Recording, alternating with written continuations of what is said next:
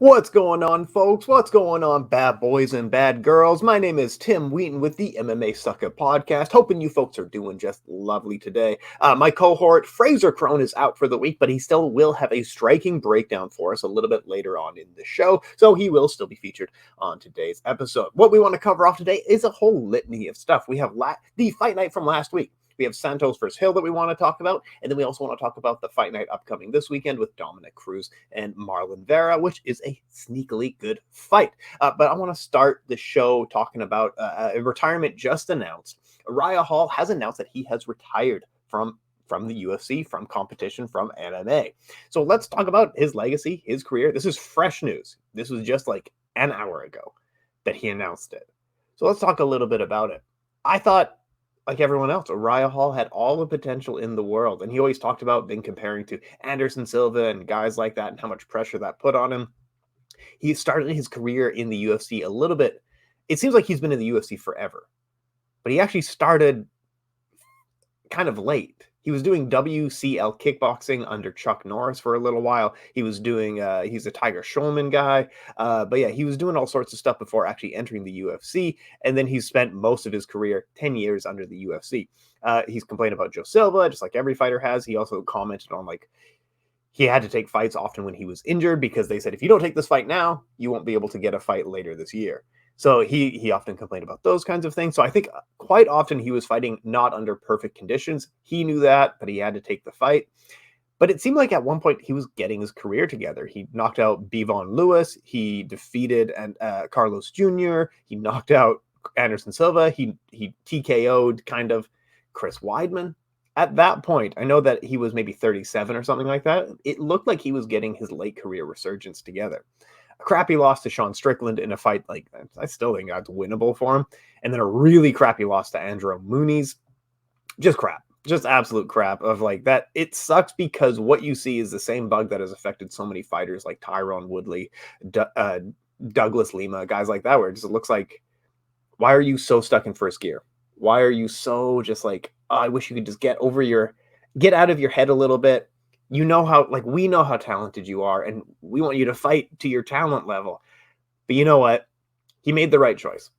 2 losses is not the end of the world. He suffered worse in his career. 2 losses is not the end of the world, but he looked at himself and made the wise decision to not hang out in the sport too long, not take too much unnecessary damage or anything like that. So he has retired at the age of 38 after 10 years in the UFC, after 20 years in combat sports and things of this nature.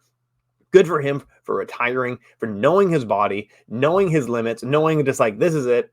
I'm not going to take any more damage. And honestly, the future of Uriah Hall is probably quite bright. The guy has tons of experience, tons of wisdom. He speaks so well. Whether he has a broadcast future or a training future or both, I think the UFC should really leverage this man and put him on every broadcast talking about stuff where they use Dean Thomas and things like this, or he's in the gym training people because this guy has so much striking experience. He's an expert. It's just, he might make a better trainer than he was a fighter. He might make a better fight breakdown person than he was a fighter. I'm happy to see Uriah Hall after the great career that he put together. I'm happy to see him go and not take too much unnecessary damage where he didn't need to. Let's talk about the fights of last week. Uriah Hall, by the way, you will be missed. Jamahal Hill defeats Thiago Santos. Looked decent doing it. Is this a case of Thiago Santos has faded? Yeah, absolutely. And is it a case of Jamahal Hill is kind of good? Yes, it is. It is very potentially both. Jamahal Hill is a guy who's risen to this level. He's now ranked 6th in the UFC after this TKO victory. And every fight out, I say the same thing of that guy is not bad. He is pretty good. In every measurable sense of that word, Jamahal Hill is pretty good. He beat Johnny Walker, Jimmy Crute, and Thiago Santos in a row. That's actually a pretty great win streak. Does say a lot about the light heavyweight division. So he's ranked 6th now, and the only guys ahead of him, let me bring it up here. The only guys ahead of Jamahal Hill now are Anthony Smith, Alexander Rakic, Magomed Ankalaev, Jan Blachowicz, Glover Teixeira, and Jiri Prochazka. The thing is, if you want to ask, does Jamahal Hill beat any of those guys? No, probably not. However, I don't think he would, based on my own analysis of his fight skills, I never would have expected him to make it as far as he has. So I'm saying, yeah, he probably doesn't beat anyone ahead of him. But if you ask me right now who would win in a fight, Jamahal Hill or Jimmy Crute, I'd probably still pick Jimmy Crute, in all honesty. A prime Thiago Santos, probably a prime Thiago Santos. Johnny Walker, literally have no idea how good Johnny Walker is. Nobody does. Stop lying. At one point, Johnny Walker, at one point, people thought this guy's going to beat John Jones, and now we actually have no idea if he's even a capable fighter who can stay in shape. Or is he just made of like paper mache and newspapers and stuff like that? Anyway, so Jamahal Hill kind of fits into that zone of, I don't know how good this guy actually is. Does he beat everybody ahead of him? I would say no. Does he beat everybody behind him? I'd still say no, but he did it. He's already beat those guys. So he's in that kind of top 10, nearly breaking into the top 5. The only boys ahead of him are the biggest boys in the division. If you are a fairly good fighter and you can make 205, oh my God, you should make 205 because it is just ripe for the taking at this point. The top 3, Jan Blachowicz, Jan Blachowicz. How many more years are those guys going to be fighting? Yuri Prochazka will be around for a little while, but considering how he takes fights, he might not be around for too much longer. And then the best guys in the division are Magomed Ankalaev, Alexander Rakic, Anthony Smith. If you can make 205, guys, start training now because you will be a UFC top 5er in no time. No offense to Jamahal Hill. Of course, that's not what I'm saying. Congratulations on the great victory. Much needed. But that's just my analysis. And you can come at me, argue with me all you want. I don't care. Also on the card, we also had Mohammed Usman crushes Zach Puga at heavyweight in his UFC debut. Now, what I like about Usman is that he's coming from a great background, great camp. I know he just had a loss in the PFL, and now he's winning in the UFC, so that's great. He's got great people in his corner, very intelligent people. What I do like about him is that I think he's the prime size for heavyweight. He's in the mid-230s, 235 pounds. That is on the smaller side generally, compared to some of the bigger boys in the division, compared to a Tai Tuivasa and Derek Lewis and these types. But in terms of actual heavyweight greats, 230, 235, 240 is perfect. That is where the best heavyweights have always functioned. Guys like Cain Velasquez, Fedor Emelianenko, Stipe was sometimes in that range. The best heavyweight fighters are a little bit smaller because they're a little bit faster. And it looks like strength is not an issue for this man. We'll see as he goes on in the UFC, but I don't think strength will be an issue. Hopefully he knows some wrestling because he's a world beater. I really look forward to the future of this man. I'm hoping him all the best. He's the right size for a heavyweight. Also, Mike Tyson, he was kind of in that mid 230 range. Muhammad Ali was barely ever above 230. I think at his biggest was 230. So if you're a heavyweight, that 235 range is just prime. Sergey Spivak. I'm sorry for Sergey Spivak. Let's go back to Jamahal Hill of me saying, like, I don't know how good Jamahal Hill is. Sergey Spivak has never been an amazing fighter. He's never looked like an amazing fighter, but you know what? I got to eat crow. This guy has come around. He has really started to impress me with his win streak. Sergey Spivak is a much better fighter than what I expected. He continues to defeat fighters with win over Augusto Sakai. He is now not quite cracking into the top 10, but let's take a look at what's going on. All right, so at the rankings, he is ranked 12th. Ahead of him, Marcin Tybura, Chris Daukaus, Jairzinho Rosenstruck. Yeah, Sergey Spivak probably out-wrestles all these guys. Scarf hold against them and just holds them down for 3 rounds. Sergey Spivak should probably be in the top 10. I think there's very winnable fights just ahead of him. Ahead of that is Alexander Volkov, Derek Lewis. I don't know. That's a fair fight. Those are fun fights for Sergey Spivak. Potentially very winnable. Tom Aspinall, he probably doesn't beat. Curtis Blade, yeah, and then it gets into very tough territory, but arguably with a few good matchups, Sergey Spivak could potentially make it to a top 5 in the UFC, which is way better than what I expected him to ever do in his whole career. He now has beaten Greg Hardy and Augusto Sakai in a row, already lost to Tom Aspinall, as we talked about. He's beaten Alexei Olenek, Jared Venata, Carlos Felipe. He's lost to Marcin Tybura. I would pick him in a rematch still. He has beaten Tai Tuivasa, who's ranked number 3, because heavyweight is ridiculous. If you can make 205 pounds, start training now. But if you are a big boy with some athletic genetics, you should start making heavyweight because you could be up there in a few years. Anyway, enough of me making fun of people and being all that. Oh, I said enough of making fun of people. The next guy on my list, Sam Alvey. Sam Alvey is a character that we have talked about before, saying like it is almost cruel that he's still in the UFC. The UFC likes to keep him around because he's like a kind of a union buster kind of guy. But I think that kind of line of thinking is so short-sighted because it almost has the backwards way of thinking about it. It really doesn't work. If you got some guy like Sam Alvey saying, let's not form a union, that doesn't work because he keeps losing. He's not a guy with a voice that fans are clamoring to hear more from. This isn't like Paddy the Baddy and Molly McCann, who now are front and center. They have the voice. They are winning. And they're saying, like, yeah, maybe a union is not the right thing for the future of MMA. Those people have a major voice. Sam Alvey was on a knockout losing streak for the last couple of years. This gentleman's last official win was in 2018, and it was a split decision over Jean Vellante. Sam Alvey is not the guy that you want. If your movement is reliant on Sam Alvey, you have potentially a weak movement. So it was cruel to keep him around in the UFC because they gave him weak competition, and he wasn't able to beat those guys. He has regressed on skills. He's not advancing in his skills in any way. It's not just the athletics. It's just the way he fights. Hasn't looked good for a long, long time. He's not living up to the potential that he potentially had early on in his career. So after a series of losses, he loses this weekend via TKO in round 1 and breaks his jaw in doing it. To add insult to injury, the UFC then officially has cut Sam Alvey, I think just as of Tuesday, I believe. Imagine that. You fight against unions for your entire career. Your employer's like, hey, thanks for all the stuff. We'll if you keep showing up to fights, we'll keep paying you. The thank you for all of Sam Alvey's years of service, whether it was justified or not. The UFC liked this guy, whether it was justified or not, was a thank you for the broken jaw. We'll see you later. Go fight in Bellator, go fight in PFL, whatever. That's a thank you that Sam Alvey got from the UFC. I don't have anything else to add on that. Sam Alvey dug his grave. He lived the way he wanted to. His kids are named after the UFC or something like that. Like, it's an interesting guy. Smiling Sam Alvey is a cute little angle that he has. But you can't argue with the results. You can't argue with the way that the UFC treated him at the end. When all the chips were down, the UFC had no interest in Sam Alvey. They gave him every opportunity, realistically. But yeah, thank you for the broken jaw. Go have fun in Bellator or something like that. I don't know what the future holds. Does he get signed by Bellator? Well, now he's going to test free agency. There's not a lot of other, I don't know if he makes more. Could you imagine all these years Sam Alvey's like, yeah, the UFC is the home for me. Let's not do a union, all that stuff. And then he goes and tests free agency and he's like, oh shit, Bellator wants to pay me a ton of money. Was I wrong? We'll see what happens in the next little while. He is 36 years old, which isn't young. In fight years, he is quite old, though. We'll see what happens to him in the next little while here. Let's move forward. This weekend is a great fight with Marlon Vera versus Dominick Cruz.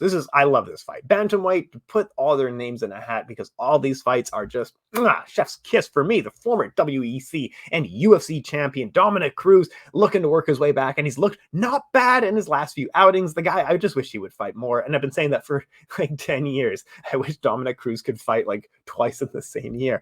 Cruz is a movement-based fighter. Fancy footwork, in and out, fast movement, stuff like that. He often loses when people are kicking out the legs, like we saw when he faced Henry Cejudo a couple of years back, and he got beat up by Henry Cejudo. At least he was in a losing match against Henry Cejudo before he unjustly got knocked out, as he would put it. He was face down, ass up. Dominick Cruz lost that fight. Marlon Vera is a skilled fighter, especially when it comes to low leg kicks. If he can time the leg kicks at the end of exchanges, I think this is actually a really winnable fight for Marlon Vera. I think Dominick Cruz maybe beats a lot of the guys in the division ahead of him, but if we're talking against Vera, stylistically, this is a matchup where potentially Vera can really put his name out there. Vera, I think, is getting set up to move ahead in the division. He is a very skilled, good fighter, but if you are a guy who's beaten Sean O'Malley and Dominick Cruz, he's on a win streak against Frankie Edgar, Rob Font, Davey Grant. Come on, this is some good stuff here. I think he's the next big name. They're going to want to put him right front and center at bantamweight. Let's take a look at who else is kind of hanging out ahead of him. I think it's just the who's who of the division. Ahead of Marlon Vera, Corey Sandhagen, Jose Aldo, TJ Dillashaw, Petr Yan, Aljamain Sterling. Oh, it's such a good division. Okay, let's get to Frazer Krohn's technical breakdown of this fight. He is the striking expert, resident editor-in-chief at MMA Sucka. Frazer Krohn, take it away. Hello, guys. Obviously, I can't make it to the podcast today, but I thought I'd just record a little sort of insight on the this weekend's card. I'm pre-recording this. What's the date today? The 3rd of July. So I'm not really, I don't know the results from Thiago Santos versus Jamahal Hill, but I will do a little preview for for next week's main event between Dominick Cruz and Marlon Vera. Now, Dominic Cruz is an interesting stat. He's never lost a fight that isn't a title fight. He's got 3 losses on his record. Uriah Faber back in the day, Cody Garbrandt, and Henry Cejudo. So, that's an impressive stat. But however, at some point, Father Time has got to catch up with Cruz. He's looked good in his last 2 outings against Casey Kenny and Pedro Munoz. But on paper, this looks like a Marlon Vera win to me. He has to kick out the legs of Dominick Cruz to produce that movement that Cruz is so famous for. Let's be honest, Cruz inspired TJ Dillashaw to switch up his training and to focus on his movement. A lot of what you see TJ Dillashaw do, Dominick Cruz did first. And we saw the battle between those two on for the belt. Obviously Cruz coming out on top of that, but something else that was picked up on that fight is at the end of that fight, TJ Dillashaw kicked out the legs of Dominick Cruz and had a lot of success doing that. Marlon Vera has to do that if he's going to slow down the movement of Dominick Cruz. A lot of Dominick Cruz's movement is in, out, cutting angles and, avoiding strikes. Cruz only absorbs 2.56 strikes per minute, and it shows how elusive that style of his is. With that being said, if you want someone, if you want a performance like Marlon Vera did against Rob Font last time out to really accentuate the fact that Marlon Vera can absolutely brutalize the legs. Like I say, look no further than that Rob Font performance. You can grab inspiration from the Sean O'Malley performance, but that Rob Font performance last time out, they went 5 rounds together. Me and Tim broke it down on the podcast following that bout. Yes, Rob Font outlanded Marlon Vera, but Marlon Vera did the much more damaging shots. He knocked him down 3 times. He almost had him out of there multiple times. But it's the leg kicks for me that really did it. Marlon Vera landed 42 of 47 leg kicks, showing that not only does he target the legs, but he's effective and accurate when doing so. He only missed 5 leg kicks that he threw. So, I think that's really going to be a key aspect to look out for Marlon Vera taking on Dominick Cruz. For Dominick Cruz, I think he has to mix it up against Marlon Vera. I think Marlon Vera is the better striker. Cruz hasn't got knockout power. It's as straightforward as that. But he can use this strange movement to confuse Marlon Vera in this fight. I genuinely think that Dominick Cruz can do that. And he has to look to take him down, in my opinion, because Marlon Vera against Frankie Edgar and against Jose Aldo didn't look good when he was, the nail rather than the hammer, especially on the floor. Cruz has a takedown accuracy of just 43%, which means that he misses half the takedowns, or over half the takedowns, or doesn't complete over half the takedowns that he shoots. But with that being said, it only takes one, especially for someone like Dominick Cruz. Cruz lands an average of 2.88 takedowns per 15 minutes. Obviously, this is a 25-minute fight if it goes that long. So we can expect him, landing 2.88 per 15. Cruz has got that in his locker. Yes, he's not an out-and-out wrestler. I'd personally, describe his style as kickboxing because that's what he likes to do. And, his in-and-out movement allows him to do that. But like we said, he hasn't got knockout power. He did finish the Takeya Mizugaki fight, but I think that's an anomaly on his record, to be honest.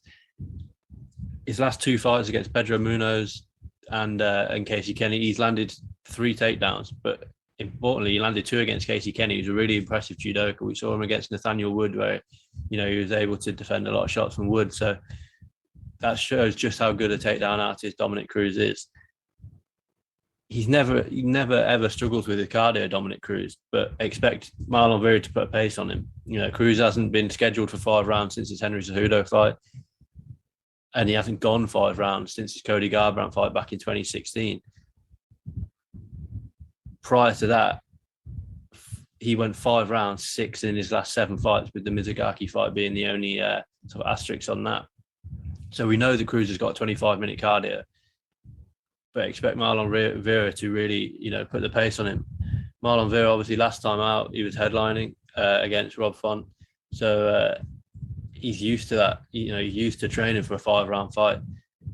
Prior to that, he fought Frankie Edgar. Now, yes, that wasn't a 5-round fight, but rest assured that he's going to be ready for a 5-round. You have to be ready for 5 hard rounds if you're going to face Frankie Edgar. because Frankie's going to put a pace on you. And Marlon Vera kept up with Frankie and obviously knocks him out in the third round. You then, same with Davey Grant. Davey Grant's going to be relentless in his pressure. And, he went the full 15 minutes with Davey Grant. Rest assured that Marlon Vera will be ready for 25 hard minutes if needs be. But rest assured that Dominick Cruz will also be ready for 25 minutes if needs be. Like I say, he's gone 25 minutes, 6 out of his last 7 fights prior to his loss to Cody Garbrandt. And he went 5 rounds with Cody Garbrandt as well, remember. Yes, he was knocked down multiple times. He had that bad gash over his eyebrow. Cody, that's the best performance of Cody Garbrandt's career. One of the best performances we've seen in the octagon from anybody. But he hasn't been scheduled for 5 rounds since his Henry Cejudo fight. And I think that was back in 2020. Let me just double check that because I don't want to get that. So Henry Cejudo was his only fight in 2020, in May 2020. And that only lasted, a little, just under the 2 rounds, 4 minutes 58. Cejudo finished that fight. He obviously had all of 2019 off, all of 2018 off, all of 2017 off. So he hasn't been preparing for a 5-round fight since 2020, but that didn't go 5 rounds. So this is Dominick Cruz's first 5-round fight prep since 2020, and it's potentially the first time we'll go 25 rounds since 2016. So keep an eye on that to see whether that might make a difference. Marlon Vera, like we said, he put the pace on Rob Font in their fight, and that was the first time Marlon Vera had gone 25 minutes. And look, that was the 1st of May, that fight. So 1st of May, flashing forward now, 13th of August, sorry. Expect Marlon Vera to really push the pace in this one, and expect him to look to get Dominick Cruz out of there, because that's what Marlon Vera looked to do every single fight.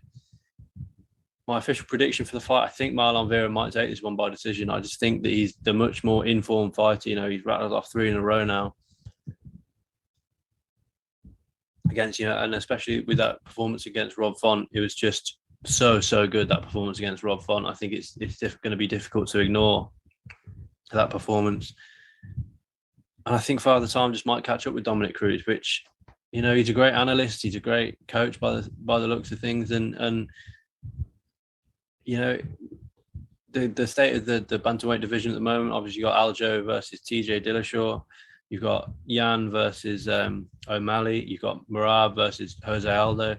Does Dominick Cruz really, drop into any of those fights and really beat those guys? I think he probably potentially beat Sean O'Malley just to, but that's a fight that I'd really want to see. But yeah, Cruz is, it'd be great to see him have one last run at the belt. But unfortunately, I think, Marlon Vera is just going to be too hungry, too informed, too quick, he's 8 years younger than Cruz. He's going to be too fast, too powerful. And I think I think Marlon Vera gets it done by, I don't think he finishes Cruz, because, Cruz has only been finished, twice in his career, once by guillotine from Uriah Faber back in WEC, and then somewhat controversially against Henry Cejudo, but, Cejudo had knocked him down badly in that fight. The other fights for me other fights on the card to look at, or to at least keep an eye on, the return of David Onama again. He takes on Nate Landwehr. Keep an eye out for David Onama, because he's been excellent as of late. Alexa Grasso versus Vivian Arujo in a pivotal flyweight clash, really. You've got the champion, Valentina. You've got number 1 and number 7 booked up, Caitlin Chikagian and Manon Fiorot. Talia Santos, obviously just coming off the loss to Shevchenko, but that was a tight one. Laura Murphy, yes, she's just beaten Miesha Tate, but I don't think she's quite in the title picture yet. And then you've got the anomaly that is Jessica Andrade, who had to pull out of her scheduled fight with Manon Fiorot in Paris. But she's a threat at 125. And then you've got these girls, Alexa Grasso ranked number 5, Vivian Arujo ranked number 6. So expect that one to be a really, I think that's going to be a really, really great fight. Grasso, as of late, she's still only 28, but she's been in the UFC for what seems like years. She debuted back in 2016. with Alexa Grasso, I think flyweight is her. She's undefeated at flyweight. And I think flyweight is her weight class. Obviously, she fought down at 115 before flyweight was a thing in the UFC. She did miss weight once, and she was badly dominated by Carla Esparza. I don't think 115 was her weight. 125 looks to be really good for her. She's 3-0 at the weight. Big win against Macy Barber. Even bigger win last time out against Joanne Calderwood, or Joanne Wood. Obviously, she's been cut, but I think the future is bright for Alexa Grasso at 28 years old. Let's not forget that. And opponent Vivian Arujo. I think she's a really good fighter. With that being said, she had a difficult fight against Caitlin Chikagian, but everybody does against Caitlin Chikagian, unless your name's Valentina. She did bounce back against Andrea Lee last time out, and that was a really good performance because Andrea Lee was riding an impressive run of form. She was 2-0 in her last two, heading into the Arujo fight, 2 stoppages, and Andrea Lee did really well. Vivian Arujo did really well to stunt the winning run of Angela Lee on that one. And the other fight, I believe it was only last night that this was announced. I couldn't tell you for sure. I think this is the case as per Tapology. This is the case, but the UFC website, as of the time of recording this, hasn't updated it. But Lupi Godinez, against Angela Hill, has been moved to this card. Angela Hill, brilliant test for Lupi Godinez. I think, Godinez is coming off that absolutely phenomenal performance last time out. And this is a real big step up in competition. She really did look like a world beater last time out against Ariane Carnasoli. UFC 274 back in May. We saw a really good wrestling game from her. And she's not only did we see a good wrestling game, but she managed to mix it up on the feet as well against a dangerous striker in Carnasoli. We've seen Carnasoli, stop people with punches, stop people on the ground, and Godinez didn't give her a sniff. So expect if you're a betting man or woman, I'd go Marlon Vera, Alexa Grasso, David Onama, and Lupi Godinez, little fourfold for you there. You probably get pretty good odds on that one. And the other thing to look out for, I'll have a preview up on the site, despite the fact I'm away. I'll schedule it to go up on the site. PFL 8 live for the first time from the UK. It's taking place in Cardiff. We've obviously got the London card next week on I think it's the 20th of August. Kayla Harrison's on that card. Live from Cardiff, we've got the welterweights and the heavyweights. Roy McDonald's in there. So, expect PFL this year. The playoffs are really exciting. So be sure to keep an eye on PFL as well, because it's exciting times for the company, because they are, they're, in my eyes, they're quickly becoming the second company behind the UFC. Yes, we've got one championship, we've got Bellator, we've got KSW, but PFL are really seeming to sort of take that mantle by the horns. They're signing the sort of best guys. Everyone's in competitive fights. Really keep an eye on PFL, because I don't think it'll be too many years before they're really sort of sat at the top table with the UFC. But that's a conversation that me and Tim can have another day. But I'll be back next Monday, breaking down. We'll probably touch on Santos Hill. We'll do a breakdown of Vera Cruz, and then we look ahead to some of the fight that I'm most looking forward to in August. Leon Edwards versus Kamaru Usman 2. I think it's going to be a phenomenal fight. I've got a piece coming out on Leon Edwards' keys to victory, and to me they're quite obvious. So keep an eye out for that on the site. But I'll be back on Monday for Thank you very much, Frazer Krohn. Appreciate your breakdown. Just cut off at the end there. That wasn't me pausing or anything like that. Appreciate your breakdown. Okay, so we got a breakdown for the Marlon Vera versus Dominick Cruz fight and the rest of the fight event, and it's looking good. It's going to be a fun one. This weekend also has a few other fight events if you're looking for them. Tomorrow will be a K1 Featherweight Grand Prix. August 12th, you have Bellator 284, Gracie versus Yamaguchi. As previously mentioned, on August 13th will be PFL 8 from Cardiff, Wales, featuring Rory McDonald. We're trying to set up an interview with Rory McDonald, but let me give you some perspective on how these things kind of work in the industry. I did an interview last week with Alexa Grasso.